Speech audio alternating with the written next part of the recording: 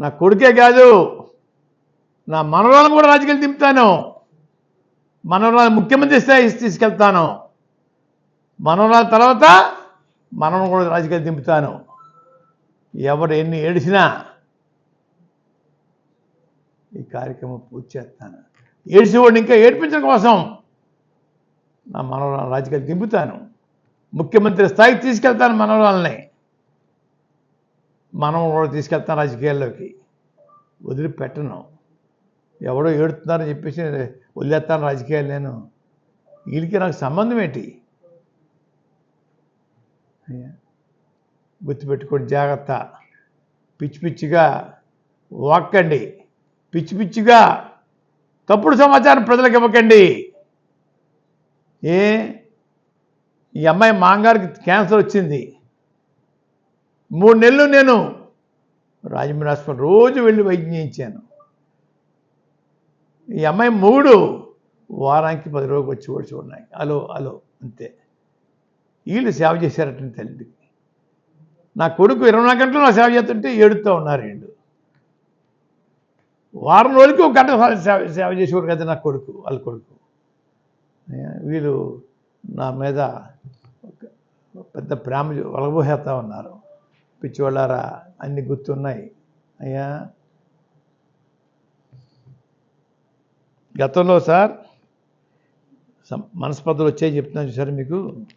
7 సంవత్సరాల క్రితం నా భార్యకి క్యాన్సర్ వచ్చిందండి హైదరాబాద్లో. సర్జరీ చేయించానండి. 15 డేస్ హాస్పిటల్లో ఉన్నామండి. మళ్ళా 10 రూపాయలకి రండి కీమో చేయించానని చెప్పి డాక్టర్ సెన్సార్ గారు చెప్తే ఈ ఎదవలకి ఇంటికి వచ్చానండి. ఈ ఎదవలో 5 నిమిషాలు కూడా లోపల రావద్దన్నారు మమ్మల్ని.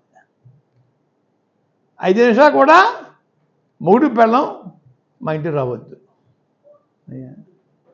ఇది వారి ఆదేశం అండి. వీళ్ళు మా మీద ప్రేమ చూపిస్తున్నారా? తప్పు తప్పు తప్పు. రోజు నా చిన్న కొడుకే నాకు సేవ చేస్తూ ఉన్నాడు. రోజు నా చిన్న కొడుకే నాకు సేవ చేస్తూ ఉన్నారు. కాళ్ళు కూడా నొక్కి రాత్రి నేను పడుకునే వరకు కూడా సేవ చేస్తూ ఉన్నారు.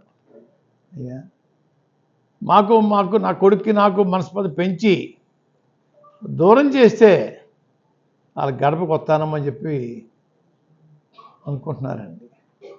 చేస్తే ఈ జన్మ కదా ఎన్ని జన్మలు ఎత్తినా కూడా గుమ్మం ఎక్కను. ఆ గుమ్మం ఎక్కడం కోసం నాకు కొడుక్కి మా వీంకుడు శివాజీ గారికి మనస్పర్ధ పెంచడానికి ప్రయత్నం చేస్తూ ఉన్నారు. అది ఆపండి, తప్పు. ఇటువంటి కుళ్ళు రాజకీయాలు, కుళ్ళు మనస్తత్వాలతోటి ఎంతకాలం జీవిస్తారని అడుగుతా ఉన్నా నేను. మీకు నాకు సంబంధం ఏంటి? సంవత్సరం కాలం నుంచి మీకు మాకు రాకపోకలు లేవే. ఎందుకు నా గురించి ఎడుతూ ఉన్నారు మీరు? బిందులు కళ్ళ నీళ్ళు గచ్చేస్తూ ఉన్నారే.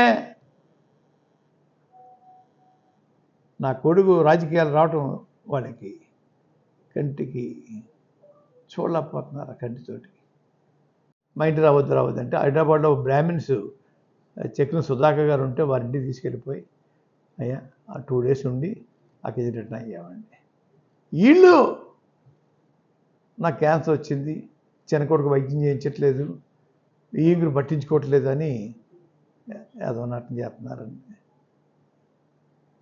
భాష కూడా మారిపోయింది నాకు తట్టుకోలేక. నన్ను ఎందుకు ఎత్తుకోవాలా? నన్ను ఎందుకు రోడ్డు లాగాలా? మీకు నాకు సంబంధాలు లేవే. 1 year నుంచి మేము రాకపోకలు లేవే, పూర్తిగా దిగిపోయే. ఇంకా నన్ను టార్గెట్ చేస్తూ ఉన్నారా? ఏ వాసించి టార్గెట్ చేస్తారని అడుగుతూ ఉన్నాను. నువ్వు టార్గెట్ చేసి బెదిరిపోతానా? కిల్లపూడి మున్సిపల్ మనవండి ముద్ర వీర్రావు గారు అబ్బాయిని బెదిరిపోవడానికి ఈ రక్తంలో తేడా లేదు అని గ్రహించుకోండి.